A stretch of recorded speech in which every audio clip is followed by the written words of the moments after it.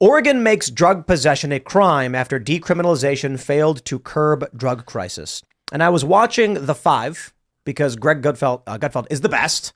And the rest of the people on there are okay. Jesse's number 2. Or Judge Jeanine, she's great. I like that show. Anyway, I don't think they quite understand what's going on here. You see, the surface level assessment of what's happening in Oregon is, Democrats decriminalized drugs, it didn't work, and now they're forced to backtrack. And they, I think Jesse asked Judge Jeanine if they had enforced vagrancy laws and things like that, and this was mostly people in their homes doing their own thing, would it have worked? She says, no, of course not. I'll tell you what this actually is. Why did Democrats decriminalize drugs? I call it infiltrate, destroy, rebuild. Shout out to CKY, by the way. But they come in. They say, we're going to decriminalize all these drugs. They get in power. They say, we're doing this great thing to help everyone, destroying everything, driving out businesses, shutting down mom and pop shops. And then once everything's been destroyed, they turn the switch back on, banning the drugs once again. But now they can take over and rebuild. That is interesting.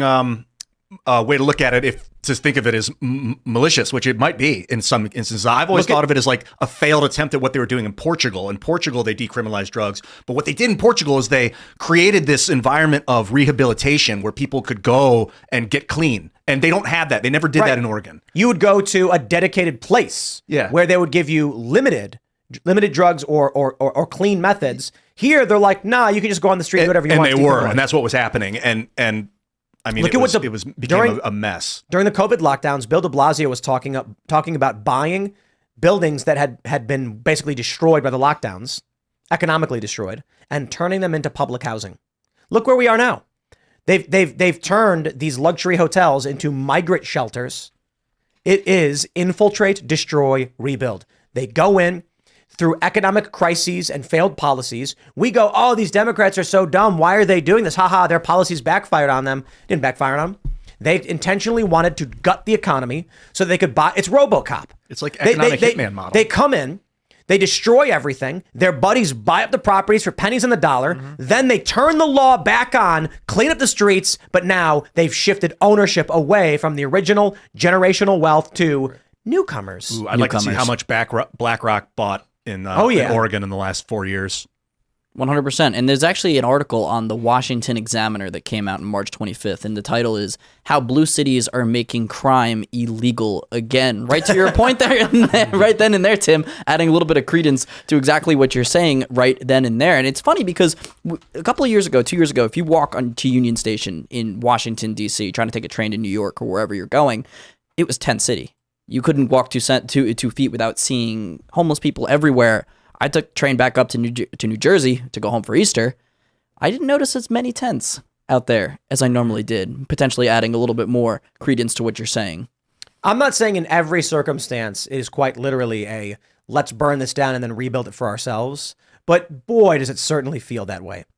And if we keep operating under the premise that Democrats keep slipping on banana peels, we're not going to see it coming when their buddies come and buy up these properties. I mean, you look at New York. De Blasio was saying during the COVID lockdowns, the property values are destroyed. The businesses have been wiped out. No one's paying rent. Now we can buy these buildings for pennies on the dollar. It's intentional. It has to be. And I'm saying not in every circumstance, at least there, the dude was literally saying what he was intending to do.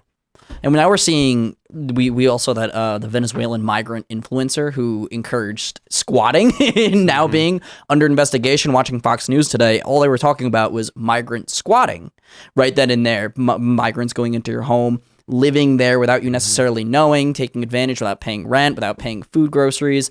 And that type of problem right then and there also speaks to a lot of different issues that Americans today are facing. High economic issues, large amounts of illegal immigration. You were talking about illegal migrants taking up resources in cities like New York. And now all of this is coming together into this issue of squatting that we're seeing in some of these big cities like Manhattan as well. Yeah, along these lines, it's making me think of George Gascan, who I covered when I was in LA. And it was interesting because after he actually got elected into office, he would talk about all the policies that he implemented on day one that were very destructive. And within several months, people started to see the after effects of these policies. And, there were prisoners being released. There was one prisoner in particular, I can't remember his name, but he shot a cop, killed a cop, then he walked over and shot the cop in the badge. And then he was looking at like much decreased jail time. The cop's widow was one of the only people out there saying this is crazy what's happening. And a lot of people were saying that George Gascon was running on false policies.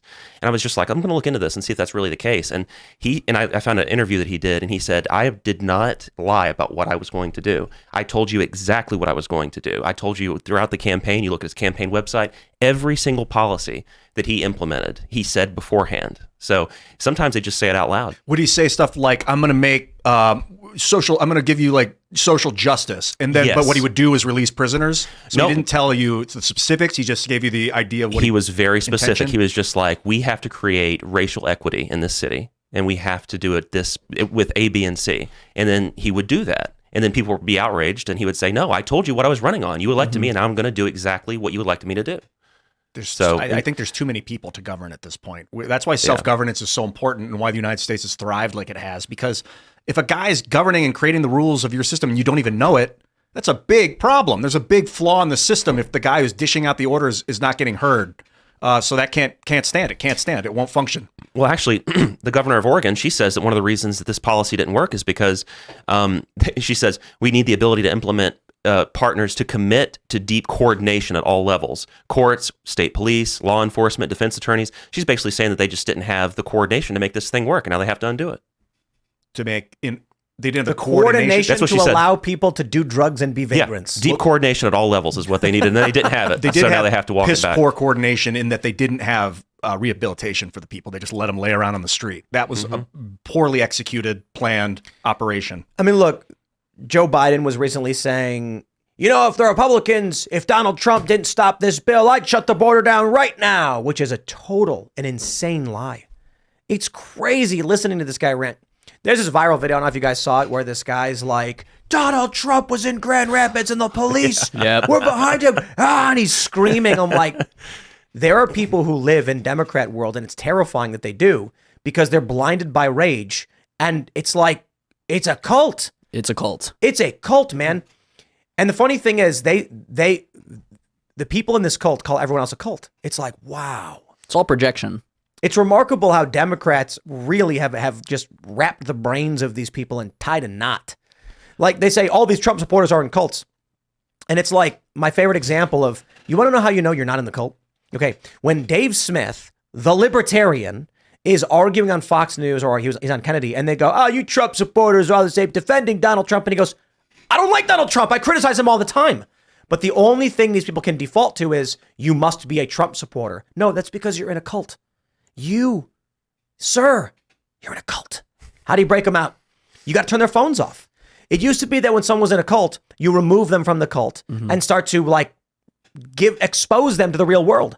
But now the problem is they have a phone, and they're glued to it through their social media following. They're Keith Olbermans, they're Rachel Maddows, the MSNBCs of the world. And you mentioned Biden saying, yeah, if it wasn't for Donald Trump stopping the border amnesty bill, which it really is, I would shut the border down right now. The Ukraine funding bill with a little bit of amnesty. Yeah, a tad bit of sprinkle the amnesty in there. From the Federalist today, actually, Joe Biden has let in nearly the same amount of illegal foreign citizens that Ellis Island accepted legally in 60 years. Wow. Between 1892 and 1954, perhaps the height of the melting pot Americanization, more than 12 million illegal U.S. immigrants came through Ellis Island. And then, of course, the Washington Times had a report out last week saying there have been about 13.7 million illegal aliens that have come in under Joe Biden's watch. And that's not accounting for gotaways, which, of course, we can account for. But, of course, they're newcomers. Did you say it was 13 million legal immigrants? I believe it was illegal. I could double check that. That's over a 60-year period. There were 13 million Oh, illegal. no. Colonists. Call them colonists. Between 1892 and 1954, more than 12 million legal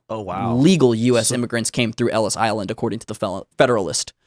And we're These kind are of your colonizers. Yeah, we're not in a. I'm not necessarily. I can't speak for the entire United States, but I don't think we're in the same place as a nation that we were 100 years ago, where we needed to import all these people. We don't need like the industrial worker load that we needed back in the day. Now we have too many. You could argue unemployed people that aren't healthy enough to. or they're just not being utilized properly. I disagree. I'm actually a big fan of immigration. Hannah Claire and I have this debate. I think we want to import all of the high skill workers from every possible place we can. There's a process for that. They got to apply. They have to prove that they're high skill workers, because we want to brain drain everyone else. Imagine there are two companies, right? And you've got the top talent at one company. You're trying to poach them. You're like Coke and Pepsi. Coke wants the best guy from Pepsi. Pepsi wants the best guy from Coke. 100%. Now imagine if instead Pepsi was like, if you have a high-ranking position at Coke, come to us. We'll offer you a 10% increase on your salary. And then Coke goes, if you're a janitor or you work in the mailroom, come to us, and we'll just pay you for free. It's like, oh, wait. One's a business strategy. One's just giving money away. So what we have now is unfettered criminal invasion is destructive to a country. Balanced immigration through for high-skilled workers and even people of high net worth is good for a country.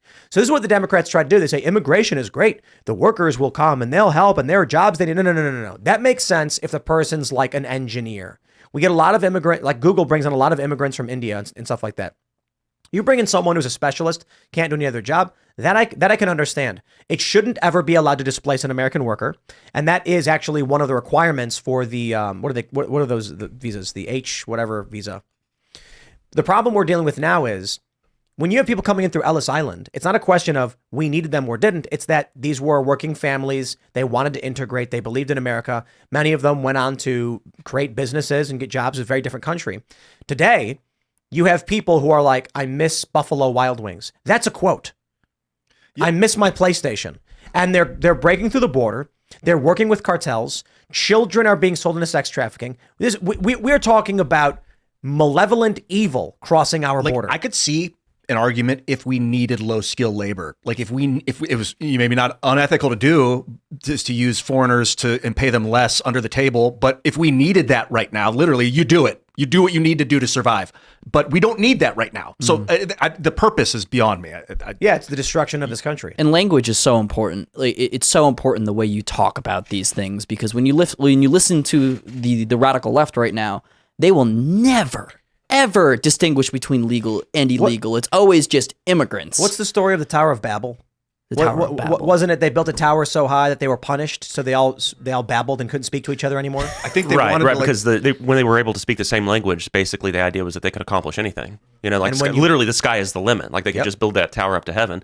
But that's why God confused their language, and everybody just had to go into their little clans. And you know what infuriates me more than anything? Netflix and Amazon. I tweeted Amazon, but people said Netflix does it too. And I'm like, well, I don't use Netflix all that often. I don't have Netflix, but other people here do. I go on Amazon and it's like, I have a Shudder. So you know what Shudder is, the horror channel? Right. And there's a movie and it'll be called like When the Devil Arrives. And I'm like, oh, what's this? And then it says like, Janet opens a door in her basement and a demon comes through. And I'm like, all right. And I play it. And then all of a sudden it's blah, blah, blah, blah, blah. And then the guy walks in and goes, blah, blah, blah, blah. And I'm like, whoa. It didn't say foreign film, off. And then I go through like 4 or 5 movies and none of them are in English. And my problem with this, there are people who are like, learn to read subtitles, Tim. When I'm turning on a hokey horror film, it's because I'm hanging out playing Scrabble and I want a show on in the background. And if I'm looking at my phone or I'm doing work and the movie's playing in the background, I can periodically glance up and I can listen to the words that are being said that I understand. But now it's all cosmopolitan, no more English.